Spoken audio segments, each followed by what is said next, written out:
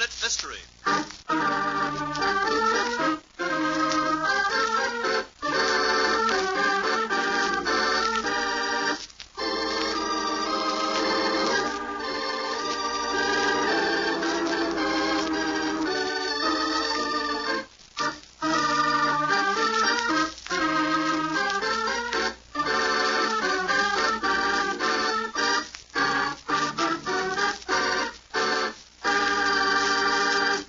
Telephone circuits are humming with calls radiating out from FBI headquarters in Chicago to agents in the West. As our scene opens, we hear... Denver FBI. Knox speaking. Hello, Knox. This is Sam Judson in Chicago reporting a jewel theft. I'm listening. Mr. Digby, president of Giles Department Store here, reported it a short while ago.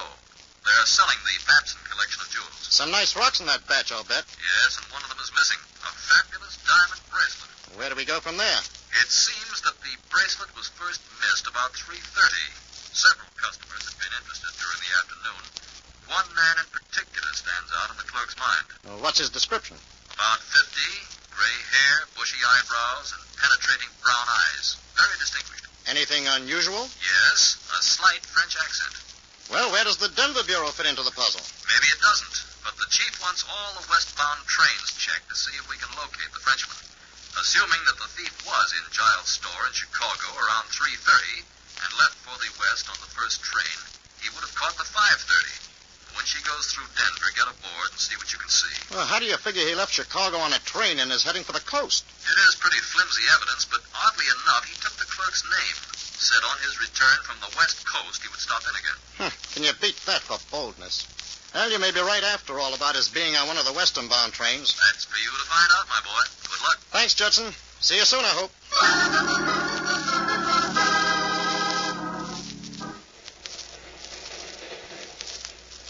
I beg your pardon, but haven't I seen you somewhere before?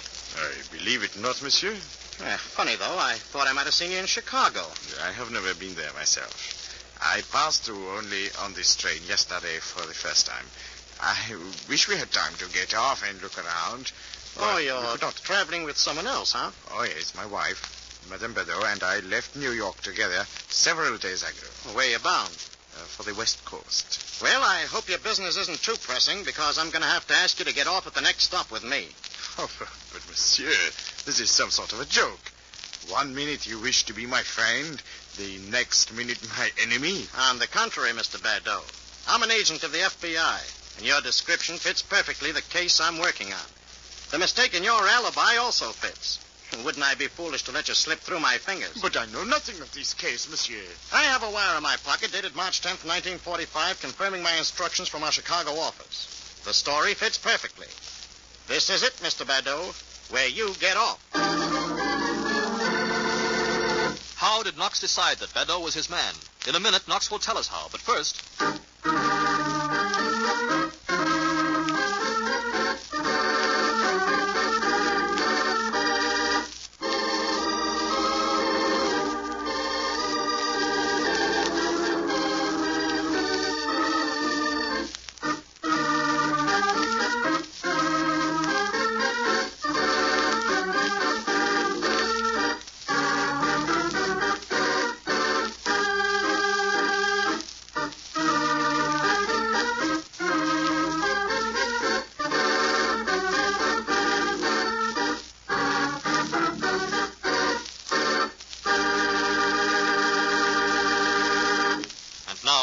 the solution of our story.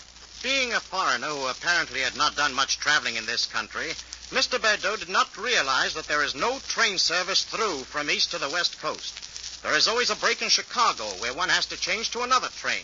So when Mr. Bedeau declared he had not been off the train and had come through from New York, I was pretty convinced that he was my man. And as it turned out, I was right.